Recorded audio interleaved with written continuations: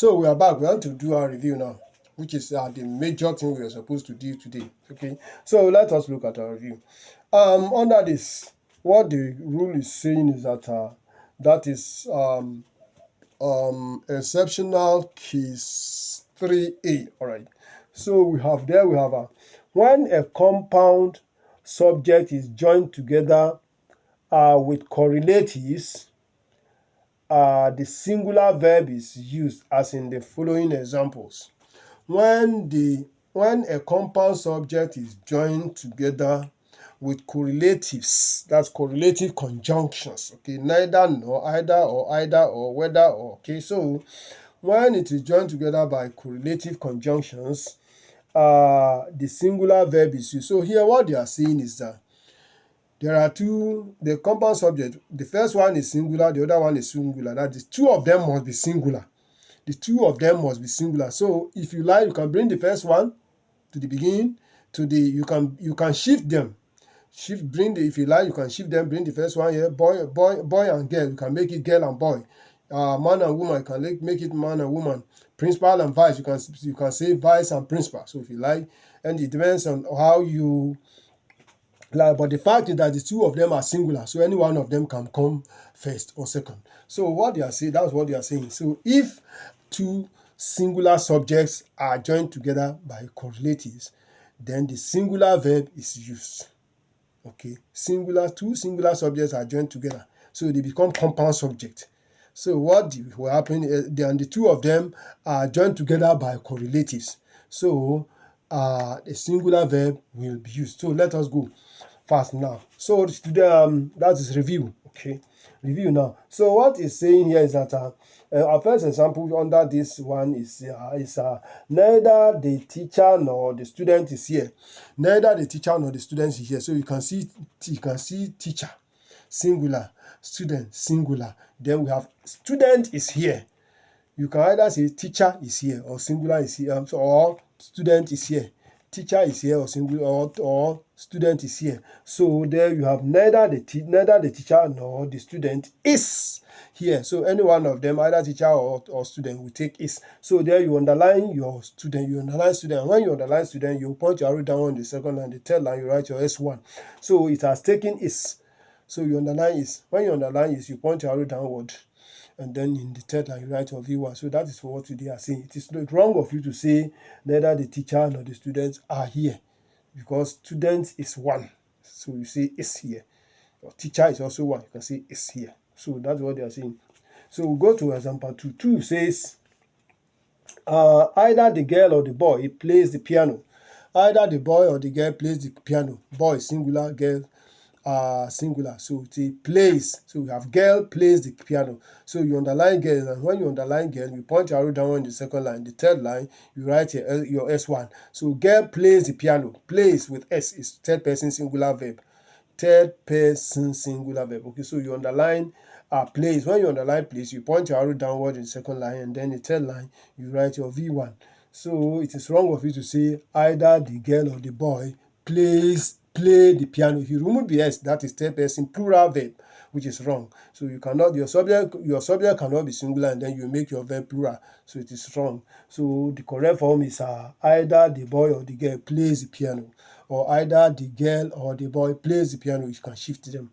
So we go to our example 3. All right. Example 3 says neither Ezekiel nor John is here. Neither Ezekiel nor John is here. So under that you have Ezekiel, John, Ezekiel singular, John singular. So John is here, Ezekiel is here. You can see John is here, Ezekiel is here. So any one of them can come first. So under that you underline John. When you underline John, you point your arrow down on the second line. In the third line, you write your S1. So John becomes your S1. So in example 4, you have is. Then we have is. When you underline is, you point your arrow down on the second line. In the third line, you write your V1. So is your V1. So John is S1, is V1. It is wrong of you to say neither Ezekiel nor John are here, because they are two. It is wrong. Only one of them takes the verb. So it is the correct form becomes neither Ezekiel nor John is here. We go to example 5. Example 5 says either the cat or the dog eats the meat. Either the cat or the dog has eaten the meat. Either the cat or the dog has eaten the meat. So you can see cat singular, dog singular. So any one of them will take has here. Any one of them will take has. So you underline dog. When you underline dog, you point your arrow down in the second line. In the third line, you write your S1. So dog has eaten the meat. You can see the sentence here, correct.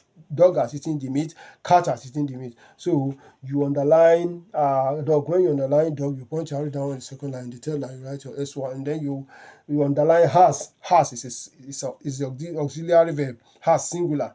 The plural is have. So here we have the singular form here. So when you underline has, you point your arrow down on the second line. The third line, you write your V1.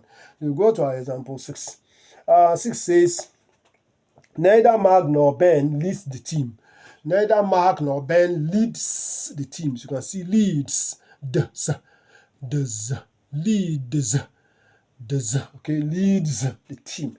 So under that, you can see Ben leads the team, Mark leads the team. So you underline Ben. When you underline Ben, you point your arrow down on the second line. The third line, you write your S1. So you have leads, then you underline leads, that third person singular verb. When you underline this, you point your arrow down on the second line. The third line, you write your V1. So leads becomes our V1. So you go to our example 7. So therefore, it is wrong of you to say neither Mark nor Ben lead the team. If you say that, it means you have identified Ben as your S1, but then you have assigned V2 to it. So the correct form remains neither Mark nor Ben leads the team. So we go to our example 7. 7 says, not only Matthew but also Charles scores a goal.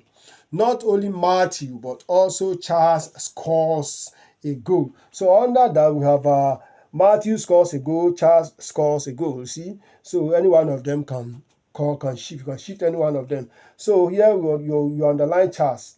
When you underline Charles, you draw arrow point downward in the second line. And when you draw your arrow in the second line, in the third line, you write your S1. So we have then we have scores a goal. Under that, you underline scores. When you underline scores, you point your arrow down on the second line. In the third line, you write your V1. So we have it is wrong of you to say not only Matthew but also Ben score a goal. If you say score, that you remove the S, that makes it third person plural verb, which is wrong because Charles is our S1, therefore it will take only V1. So the correct form remains not only Matthew but also Charles scores a goal. We go to our example 8. 8 says, either the principal or his vice arrives today. Either the principal or his vice arrives today. So under that, you can see principal singular, vice is also singular. So you can see the structure. Vice arrives today. Principal arrives today. Vice arrives today. Any one of them can come first. Okay, can come closer to the verb. So under that, you underline vice, and when you underline vice, you point your arrow down in the second line. The third line, you write your S1. Then we have arrives. Under that, you underline arrives, and when you underline arrives, you point your arrow down in the second line. The third line, you write your V1. So we have vice as our S1, it has taken arrives as our V1. So we go to therefore it is wrong of you to say either the principal or his vice arrived today. If you say that, it means you have identified vice as your S1, but then you have assigned arrive, which is V2 to it, which is wrong. So, so the correct form is either the principal or the vice arrives today. So now example 9 says either CNN or BBC casts the news. Either CNN or BBC casts the news. So under that, you can see, you can bring any one of them to, you can shift any one of them. BBC, CNN, you can shift them to, any position. You can shift. You can shift them. Okay, so there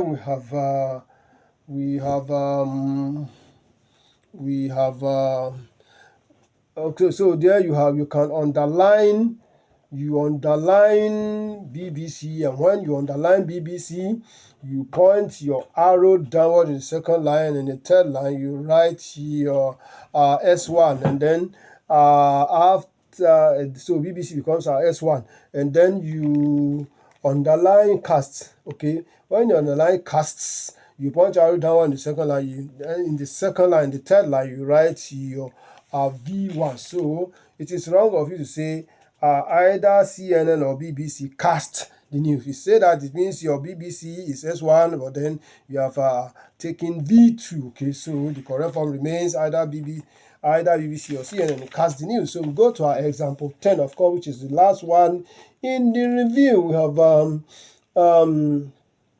neither Al Jazeera nor TVC advertises our product. Okay, neither Al Jazeera nor TVC advertise our product. So there you can see Al Jazeera advertises our products, TVC advertises our product. So any one of them, you can shift any one of them to the other position. So when you do that, you can interchange them, all right? So when you do that, here TVC, Television Continental. Okay, so you underline TVC, and when you underline TVC, you point your arrow down on the second line, the third line, you write your S1. So TVC becomes our S1 there. If you bring Al Jazeera to the position of TVC, it still becomes our S1 because the two of them are singular, as I said earlier. So you have our advertises. Under that, you underline advertises. And when you underline advertises, you point your arrow down on the second line, the third line, you write your V1. So that's what we are doing today. Now, let me just tell you, when we say something about third person singular verb, second person singular verb, it is not something difficult. You see all these nouns that we are using. You see cat, we mentioned cats. The third person singular verbs, third person singular pronouns are he, she, and it. He, she, it. He for man, she for woman or girl, then it for inanimate objects. So the plural, so when we say it will take any subject, any verb that has S. He will also take any verb that has S. She will also take any verb that has S. Now, he, if you know the name of a lady, of a lady or woman, if you use her name, it's the same thing as using she. If you use the name of a man or a boy, it is the same thing as using he. If you use the name of an animal or the pronoun, it is the same thing as using it. So any verb that will come after them will have to be the verb that takes S. Now, the plural of its, animals, if there are many, you say they. The plural of men, if there are many, you use they. The plural of woman, men, if there are many, you use they. So that when we come to they for it, they for animal, they for women, they for men, that is what we call third person plural. That's what we call third person plural. Their verbs do not take S. Their verbs do not have S. The same thing, you doesn't use you, that's the pronoun you, doesn't go along with the verb that take S. I doesn't go along with verb that take S. We doesn't go along with the verb that take S. I've mentioned three now. I, we, you, they, that is four. I, we, you, they. These four don't use verbs that take S at all in the simple present tense. They don't use any verb that take S in present sentences. So that is it. That is what we have for you today. Until we meet again in the next 24 hours, I believe you enjoy what you have done today. Just as I said, you see, just like when a driver is driving a vehicle and things are not really going well, the people in the vehicle, the passenger will be asking, driver, what is wrong with your vehicle? He alone knows what is wrong.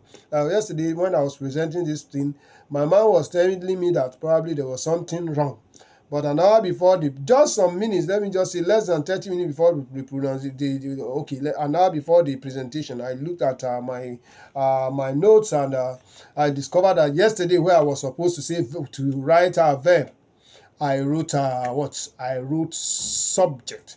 And that was what actually made the presentation not quite smooth as I wanted yesterday. So thank you very much for your attention. We've corrected everything. It's great. It's perfect now. Till we meet again in the next 48 hours. From Be Tell You Right, have a very, very beautiful afternoon. Thank you very much for your attention. Bye-bye.